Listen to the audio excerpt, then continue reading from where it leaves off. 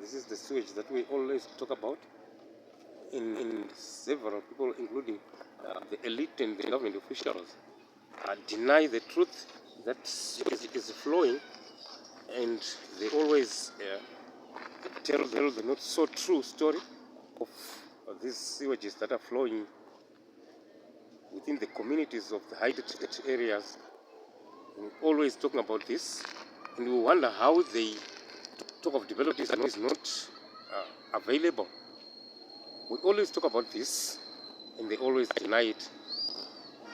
We have the proof of this flowing sewage in the high-density areas of Bulawayo, the high-density areas of Harare, Kwekwe, and the truth is here to be seen by the world. Choice News Africa, Zimbabwe.